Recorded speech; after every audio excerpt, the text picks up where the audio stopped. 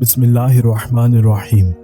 رب ذوالجلال کے بابرکت نام سے شروع کرتا ہوں جو دلوں کے راز خوب جانتا ہے۔ میں آپ تمامی ناظرین کو آج کی نشست میں دل کی گہرائیوں سے خوش آمدید کہتا ہوں۔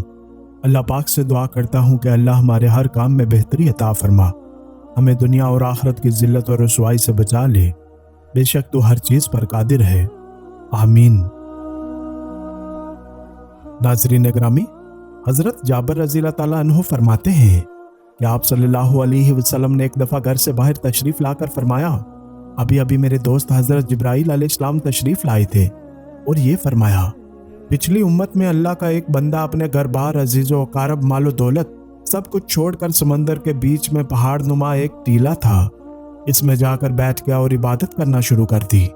وہ سمندر اتنا وسیع تھا کہ اس ٹیلے کے ہر جانب 4,000 فرسخ دوری تک صرف سمندر ہی سمندر تھا۔ وہاں پر کوئی کھانے کی چیز نہ تھی اور سمندر کا پانی بھی بالکل نمکین تھا۔ اللہ تعالیٰ نے اپنے فضل سے اس میں ایک انار کا درخت اگا دیا اور انگلی کے برابر میٹھے پانی کا چشمہ جاری کر دیا۔ یہ عابد دن رات عبادت میں گزار دیتا اور 24 گھنٹے میں انار کا ایک پھل کھا لیتا اور میٹھے پانی کے چشمے سے ایک گلاس پانی نوش فرما لیتا۔ اسی حالت میں 500 سال گزر گئے۔ 500 سال کے بعد جب اس عابد کی موت کا وقت آیا تو اس نے اللہ تبارک و تعالیٰ سے یہ دعا مانگی کہ یا باری تعالیٰ میری روح سجدے کی حالت میں قبض کر اور میری لاش کو مٹی وغیرہ ہر چیز پر حرام کر دے اور قیامت تک سجدے کی حالت میں صحیح و سالم رکھنا۔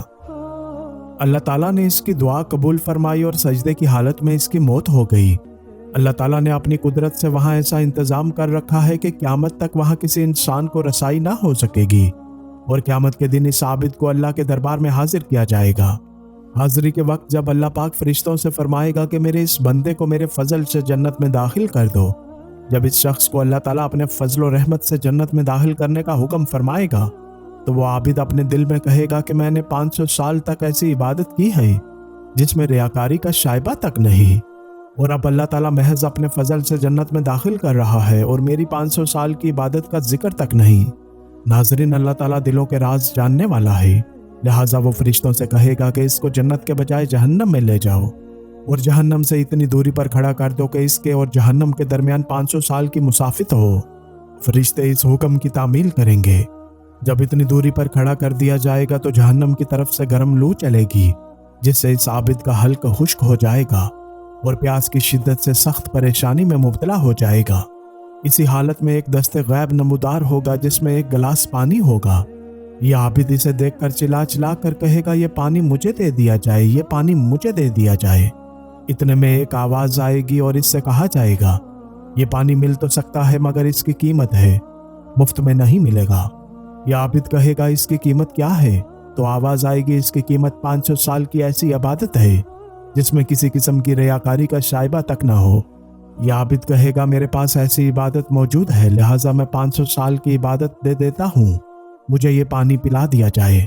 چنانچہ عابد 500 سال کی عبادت کے بدلے میں یہ پانی خرید کر پی جائے گا۔ اس کے بعد حکم الہی ہوگا کہ اس کو پھر اب میرے پاس لایا جائے۔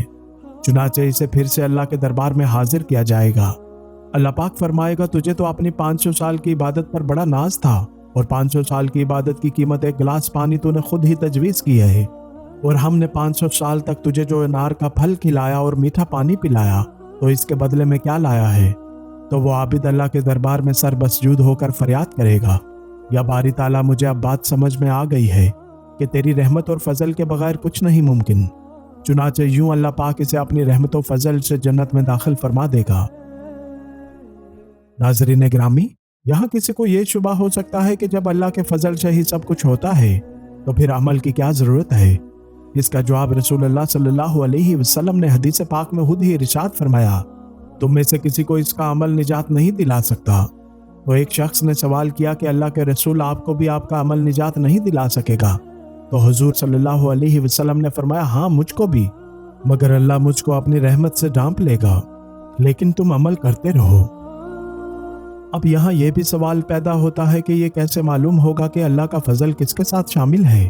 تو اس کا جواب یہ ہے کہ جو شخص نیک عمل کیے بغیر بے چین رہتا ہے اور اگر نیک عمل کرے تو اسے سکون ملتا ہے، تو یہ اس بات کی علامت ہے کہ اللہ کا فضل اس کے ساتھ شامل حال ہے۔ اور جو شخص برائی میں مبتلا رہتا ہے اور برائی میں ہی اس کا جی لگتا ہے اور نیک عملوں سے فرار اختیار کرتا ہے، بھاگتا ہے، نیک عمل کی توفیق نہیں ہوتی، یہ اس بات کی علامت ہے کہ ابھی اللہ کا فضل اس کے ساتھ شامل حال نہیں۔ اس لیے رسول اللہ صلی اللہ علیہ وسلم کی ہدایت کے مطابق ہمیں نیک عمل کرنے میں کبھی پیچھے نہیں رہنا چاہیے، بلکہ نیکی کرتے رہو اور اللہ سے قرب حاصل کرتے رہو، اور کسی کو اپنے نیک اعمال پر گمنڈ اور خوش فہمی میں مبتلا نہیں رہنا چاہیے، بلکہ جو کچھ بھی نیک عمل ہو رہا ہے وہ بھی بہت کم ہے۔ اللہ سے ڈرتے رہنا چاہیے اور نیک اعمال کرتے رہنا چاہیے، اور اللہ کے فضل و رحمت کی امید رکھنی چاہیے۔